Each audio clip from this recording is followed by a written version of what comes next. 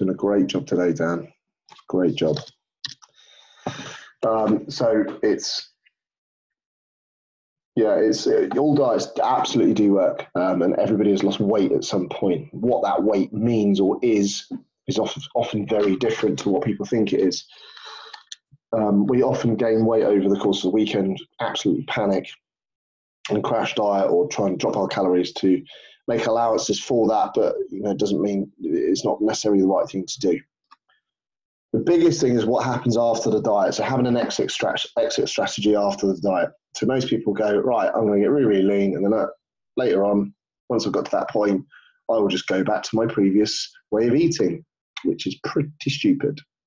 But you can see here is a really good example. People regain back afterwards. If that's familiar to anybody, that's pretty normal. So we don't have a weight loss problem, but we do have a maintenance problem. So keeping it off after the diet, really important.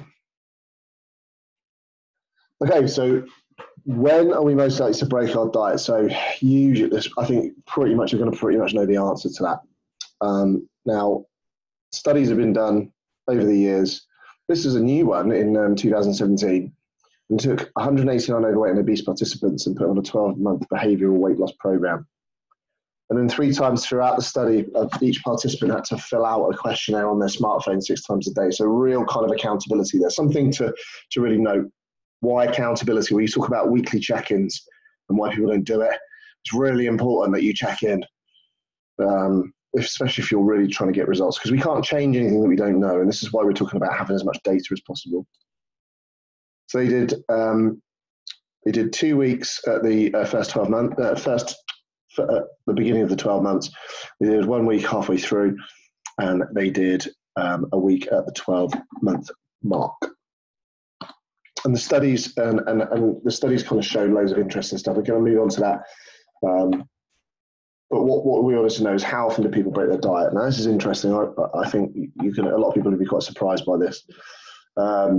Where did they have a lapse in diet adherence, and did this change throughout a diet, and a lapse break from the diet, which was classed as eating more than intended, eating a food that one had not intended to eat, and eating at a time that one had not intended. So these are the feelings that you get around guilt, where people go, oh, I didn't mean to eat that, and shouldn't have eaten that, I'm bad, I'm rubbish, and all that kind of stuff. So it's interesting to see what the study showed. So average people lapse from their diet 4 times per week. So the average was 4 times a week. So this is where I get frustrated with people when they go, oh, I'm so rubbish at dieting. Most people will lapse from their diet 4 times per week. The number of lapses was associated with the rates of weight loss. The most common types of lapse was unintended food intake.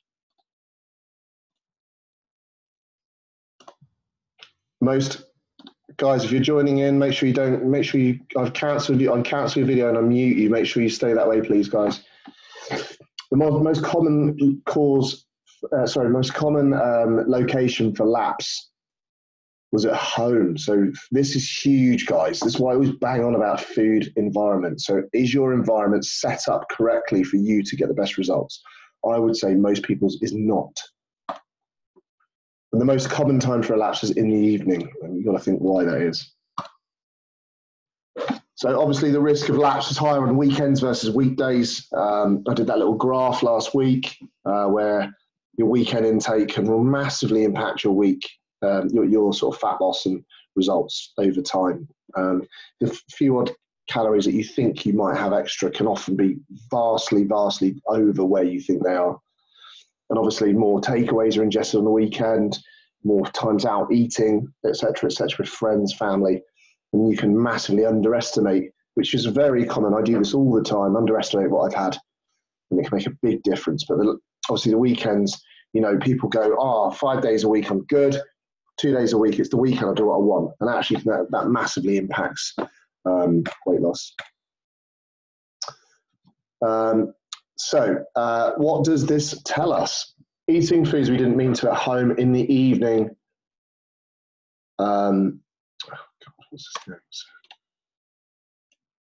Eating foods we didn't mean to at home in the evening or at weekends.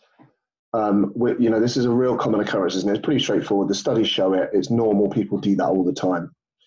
How do we combat that? So obviously we need to have a plan. I'm always banging on about that, always saying that you need to plan ahead because you can't rely on willpower. Willpower is not something, people always say, oh, I haven't got the willpower and I'm rubbish. Nobody really has got a bit of willpower. You know, you have willpower for a finite period of time. You can't rely on that. You need to have a plan of action. So having a plan, like getting a routine, creating a new routine, and understanding that sometimes you're going to come off of that routine. If the average person who's overweight is going to come off their diet 4 times a week, you know, where are you? If you do it twice a week, you're doing pretty well. But as long as you know how to combat that over time, that's going to be important. If we're to be successful with any diet, we need to be able to stick to it. This means food environment here is again, so limiting access to highly desirable foods in the home. If you are one of those people who says, I can't because my kids, or I can't because my husband, or blah, blah, blah, or other half, really, you're just making it harder for yourself and you're not probably being honest with yourself. Having them in the house, I know that if I have packets of crisps in the house, I will eat them. If I'm tired, I eat junk food. That's the way it goes, so don't have it in the house. It's that simple. So plan evening schedules and activities to reduce the risk. So remember, this is what the science says. I'm just regurgitating what this big study said. And actually, you'll see very consistent stuff of what I just coach people. But reduce risk of eating high calorie food. So plan your activities, plan your days, plan your weeks so that you aren't revolving everything around that type of food or alcohol and stuff. Structure your diet so that you're fullest in the times you're most likely to cheat. So if you know you're hungrier later on at night time, maybe have some food scheduled in at that point or eat more later on so you have less during the day. It is going to set you up better longer term. And this is where people are so short-sighted with everything. They think they're just good or bad at dieting, but actually they just don't get the human body and psychology of dieting. It's not that straightforward, but if you do these things, it's going to make your life so much easier. You shouldn't have to work real hard to lose body fat. You should make it as easy as possible. So doing this makes it easier. Minimizing feelings of hunger or deprivation with a flexible or inclusive diet. This is really important. All the studies show that a higher amount of deprivation on a diet, or like excluding food groups and types, will lead to binge type behavior, sort of a negative connotation around those types of foods. And it is not conducive to long term. What happens when you go out and have a pizza with your family, or when actually you could absolutely have that and not feel guilty, because as long as you include an account and balance it, you're fine. Or we always have a talk about the foods that I eat, because people think I'm special because I'm a personal trainer, and I'm not at all. It doesn't work that way. I'm just a very active person, so I get a lot more calories and I can fit a lot more stuff in. If you're on somebody who's 1,300 calories, it's not going to be the same, but you can still do it if you want to. You know, put types of foods in that other people, you slim and well people, would deem as cheat foods. But actually longer term, because you're not excluding, you're not going to feel deprived from it. And that is a huge thing with dieting. And individualizing, so the same approach will not work well for everyone. So that means the same approach doesn't mean that the science isn't there. So because people get this kind of preconceived idea that calorie counting won't work for them, it will. You still have to be in a deficit. You still have to eat single ingredient whole foods for the most part. You still have to eat adequate protein and adequate fiber. They still apply, but it's how you apply it to somebody. You cannot take the same approach and work with everybody. So people ask me about intermittent fasting. That works really well for some people, but it's still a calorie deficit. That is it. That is all. You're just changing when you eat. People ask me about calorie cycling. So higher calories one day, lower calories the other day, et cetera, et cetera. Again, it's an individual thing, but it's still a deficit. Everything still is a deficit, and you have to be consistent. So the very best diet is the one that you can stick to. There are many different approaches to being in a calorie deficit. but they have to work specifically for you. If you are binging or you're up and down all over the place and you're losing body fat, then it's not working for you. So you've got to learn or get something that works specifically for you, but it still has to be a calorie deficit. That will never go away. That is how your body works. So it says that diets that work via suffering and deprivation fail when people no longer want to suffer. So again, suffering or making things harder for yourself is completely the opposite of what you should be doing. We need to make our environment easier. We need to make our attitudes to foods better, not restrict, not feel guilty, learn about nutrition and understand it so that you can incorporate and include and make things easier so that you can have time with your family without feeling guilty around food, or staying on your diet and longer so that you can get in that shape. Doing it in the hardest way possible by restricting and depriving yourself of food will just end up in tears. And that's why people yo-yo diet all the time. So this is fit the diet into your lifestyle, meal timings, tea with kids, busy mornings. I can't tell you the amount of people who go, I can't possibly sit down and eat the same food as my family because I'm trying to lose weight. That's completely the wrong way to do it. Well, it might work for some, but it isn't the right way, in my opinion, for long term. You're going to do that forever. So you're never going to eat with your family, or, you know, some people go, I'm going to start having breakfast.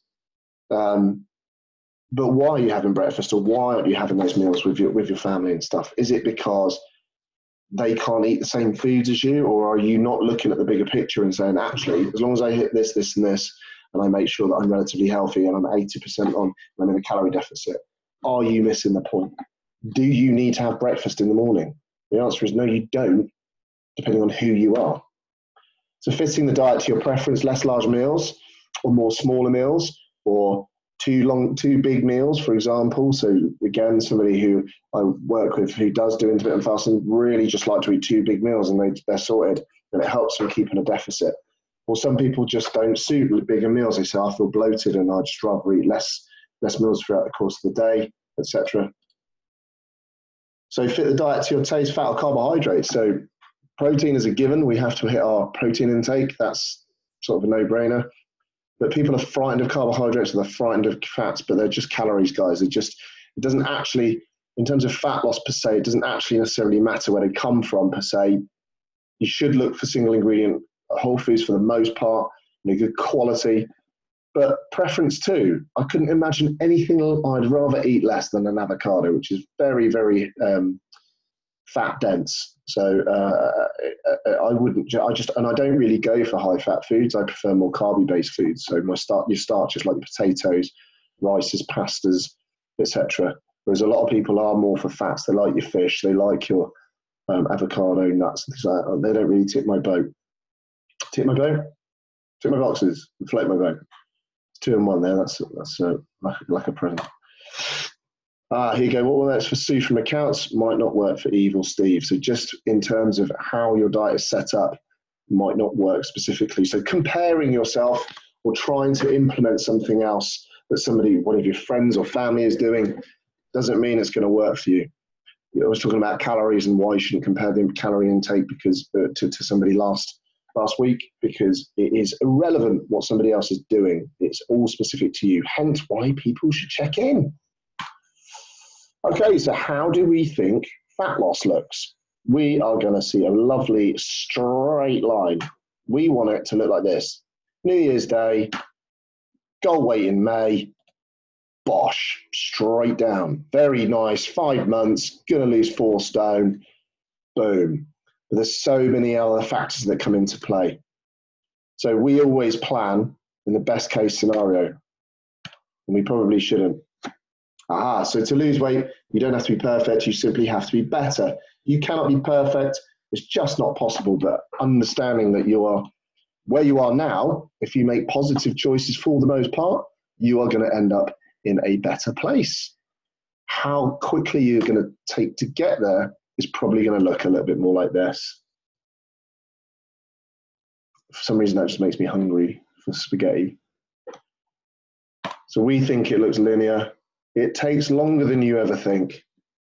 Basically, any drop in weight or fat is a positive, and any sort of loopy up and down bits is something that you have figured out is affecting weight loss. So it could be, is your sleep making you make shitty choices? Is your activity, are your activity levels lower than you thought? Are you not tracking accurately? You think you're underestimating the amount of calories you're ingesting? Are you binge eating still? Or not believing that you're doing things in the right way, and therefore trying other different things here, there, and everywhere. And these are the kind of things that people do, and then they end up here. If they just it takes a lot longer. Now, if they just got on and trusted and cracked on with it as best as they possibly can, they will be a lot more linear, like that previous slide was.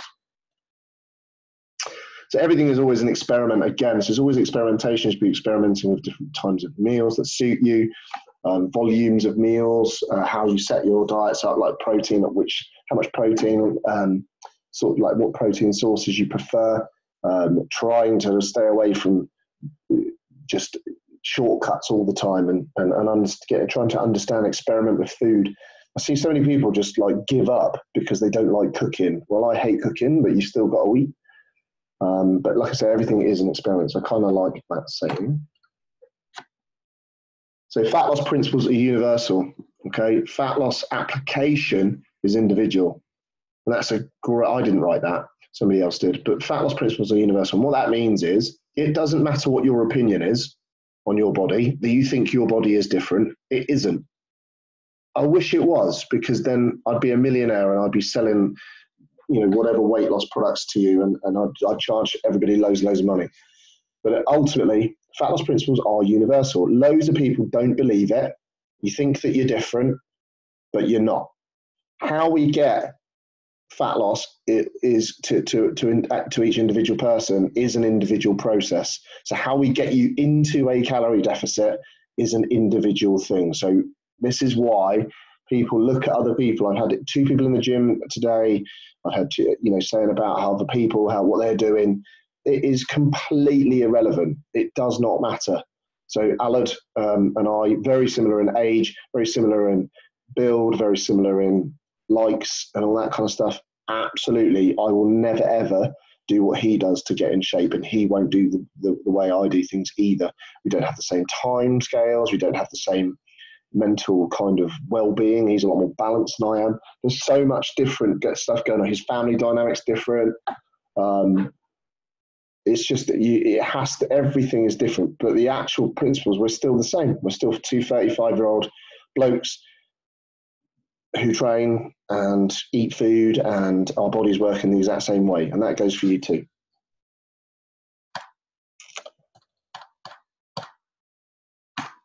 So how to maintain weight loss or weight. Okay, so once you've achieved the weight loss goal, how to maintain it is by leading a physically active lifestyle. That means decent step counts, making conscious choices to not take the car and things like that. Not just training. Everybody trains and thinks it's all train. It's not the right way to do things. Regular meal rhythm. This is a huge one. If you've got erratic meal patterns, it's really hard to stay on track. So night shift workers find it harder. Now, if you're not a night shift worker, but you're still finding it difficult, make sure you try and work at regular meal times. It's quite important. Less dietary fat, so just changing slightly less fat and a bit more carbohydrate in nature, and bringing that down. More healthy types of food. So as we mentioned before, we talked about the food volume, and the higher fiber foods and higher quality meals will fill you up longer, so you'll be able to maintain your calorie deficit for longer. Reduced frequency of snacks, again, that comes into meal frequency and volume as well. Flexible control over eating, not panicking and stressing about the little slips that people think that they have, and actually just factoring it in. And self-monitoring, so making sure that you don't go off the rails, and that you shouldn't be, the job of a decent coach is to make himself redundant. So to teach, be accountable, give tools and strategies, and then to eventually say, off you go, all on your own. And then you can, that's where people self-monitor, and that is the ultimate goal. Coping capacity. So rather than binging on food or booze, is to have another form of coping capacity. Capacity to handle cravings, so what to do when you are going to get cravings, why you get cravings, and autonomy, which is just complete individual control over your own food destiny. And that, guys, brings us to the end. So it's pretty simplistic. I kind of went through that pretty quick because we had a bit of technical problems at the beginning. But I'd like to hear some questions if you have any. I only want to hang around for about 10 minutes. It's a very long day for me. So I'd love to hear some. So if you've got any, let me know. I'm going to check on the Facebook group as well. And just remember, hiding away from questions is a complete waste of time. Ask questions. What you pay to be coached by DMF for, it's really, really, really important that you ask away.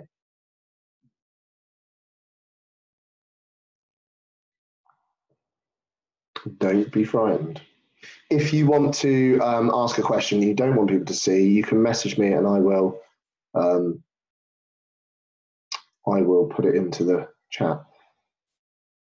No questions, but love the spaghetti graph, makes perfect sense. This is it, Mo, and you're a good example of somebody who's done exceptionally well but doesn't really feel like they have. But you can see the ups and downs and why, but you're always questioning, and I like that. That's really good. Dan, going back on something I asked the other day, does you process alcohol in the same way as food? Would 1,000 calories be the same as 1,000 calories in food in terms of weight loss? It's still 1,000 calories, mate. So if you eat in a calorie deficit or drink in a calorie deficit, but you remain in a calorie deficit, yes. But think about it like this. If you had those calories, if fat loss is your goal, think about what food does to your body. So alcohol just provides a primary fuel substrate until it's metabolized. So until your liver and everything else has processed that alcohol, it utilizes it as a fuel. It can't be stored, so it can't be saved for later, whereas food can. So the effects on mood, body composition, etc., is massively impacted in the way it's stored.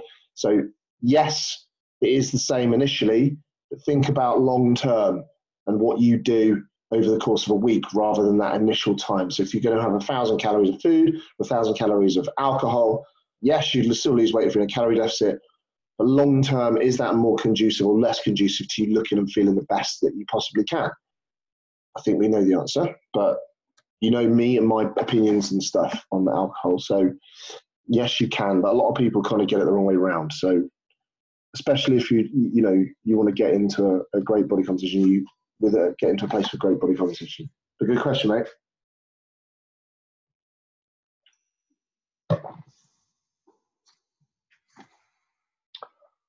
Any more for any more?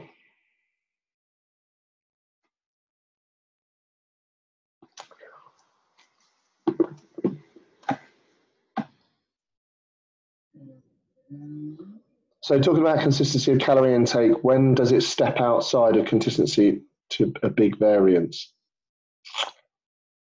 I'm not sure what you mean. I don't know that. I don't understand, Andrea.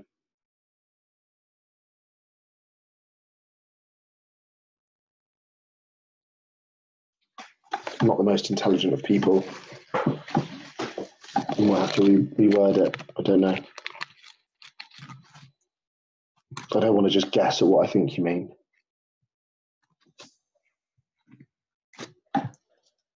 Is it okay to vary by 100 calories? Well, it depends on, yes, of course. I mean, look, it's better to accept that you might eat a little bit more one day if you're really knackered and hungry, to stop a binge or to stop you feeling like, oh my God, I'm going to eat everything in sight. This is where people go wrong. 100 calories really, for the most part, isn't going to do a great deal in the one day. Now, if you had 100 calories every day over your calorie intake, over time it will build up. So if you're somebody like 100 calories a few days a week for me, with my calorie intake, isn't going to really do a great deal. Take somebody who's on 1,300 calories, if you add, then it's going to add up. And if you're thinking under rather than over, it depends on your recovery. If you've got your recovery and basically your shit together, you're not binging on food, on those foods that we mentioned earlier, or struggling in that respect, then you can be under. But think about the bigger picture as well. Is it impacting your training? Is it impacting your mood and all that kind of stuff? So this is where calorie deficits can have such a huge effect on people. They just don't understand that stuff. So being more consistent, because at the end of the day, if you are at a decent number and then you stay at that number, you can drop it. Whereas if you go in too hard too early, you ain't got anywhere to go. And that's where people go wrong. But they don't understand the effects of being in a heavy, harsh calorie deficit. But you can go under, you can go over just you can go over slightly, and they can be, but try and be a bit more, to try and balance it out sensibly. So like a slight over and under. Can you remind me how many calories females have at the time of the month? Great question. So it'll really vary between individual, but generally somewhere around about 150 to 200 calories, because your metabolism increases from heat. So you can, but trying to tell a hormonal lady that they can have more food sometimes can end terribly.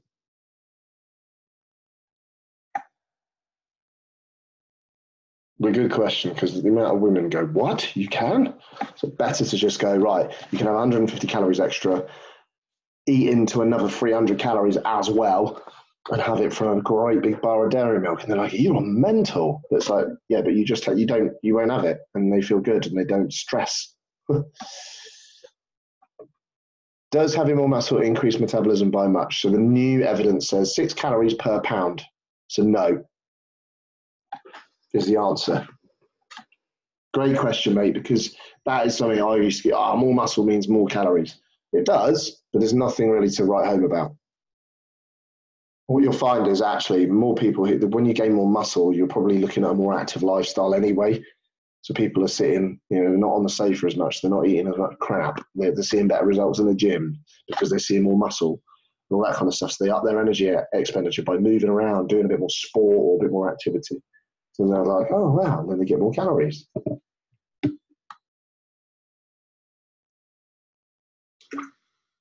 Also, struggle to hit my fiber goals. Are there any fiber subs? Is it worth taking? Yes, you can. Psyllium husk is one. It's rank, but I'd be questioning as why you can't get your fiber up. So foods that are high in fiber are things like peas, mushrooms and stuff, which are easy to get into meals. Even if you don't like them, I can have them in my meals, and I'm not like some sort of bodybuilding weirdo. I don't like peas, I don't like mushrooms, but I had mushrooms and I had peas today. Did I have peas? Not today, but things like potato, skin on potato, etc. You should be looking at least sort of 10 to 12 grams per 1,000 calories. So 22 to 25 grams, Ben, should be quite comfy. But if not, psyllium husk is a good shout. It's relatively cheap. Personally, I'd rather do sexual things with a giraffe than that. Struggle to eat veg at work, so you get about 15, and cold veg at work is horrendous. Mate, can't you make like chicken with potato and chopped peppers and stuff, like with a little bit of light mayo? I have that stuff. That's awesome. Things like that. But yeah, I understand. Like, I think if you're on the go, it makes things a little bit difficult, but there are tweaks and stuff. You mentioned thyroid at the beginning. Anything I can read, particularly underactive?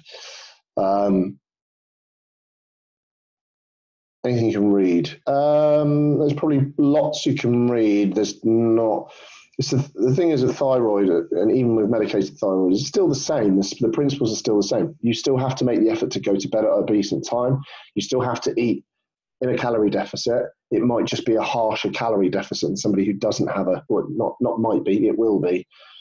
And you do need to make, this is for everybody. This isn't just, this is for everybody who struggles with thyroid, but just generally speaking, it just means you get less energy expenditure. So you need to concentrate on your habits harder. Chicken and potatoes, peppers are a good shout. Yeah, peppers, what other veg? I like gherkins and stuff, but you have to really dry them off before you have them. What else? Mushrooms don't go in like that, but onions, red onions are fibrous. Like I said, potato, mate, cold rice is nice. Like, I like a bit of cold rice. You get some peas in that, some sweet corn, a little bit of light sauce, etc., etc. So we're going to wrap this up, guys, because I'm trying to keep these to sort of 40-ish minutes. So if there's any other questions, please get them in. These have been really, really good so far. Sweet potato roasted and cold is good. See, again, there you go, Andrew. And this is going to sound like I'm just disagreeing with you, but this is where personal preference is very, very important. I can't eat sweet potato, so I hate it. But if you like it, then crack on. Eat waste, yeah, I know the feeling. So I've had too much of that too. Okay, guys, any other questions before I wrap it up? Any at all?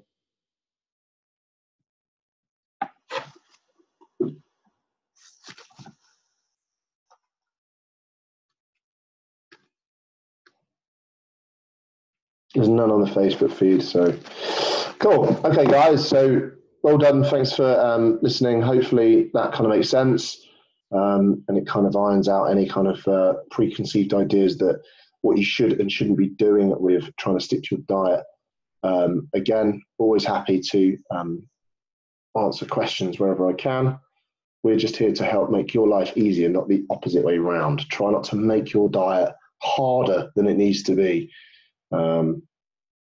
Yeah, you should be looking to make it as easy as possible. You shouldn't have to suffer to lose weight. It should be easy, and you couldn't find a better place to get where you want to get to.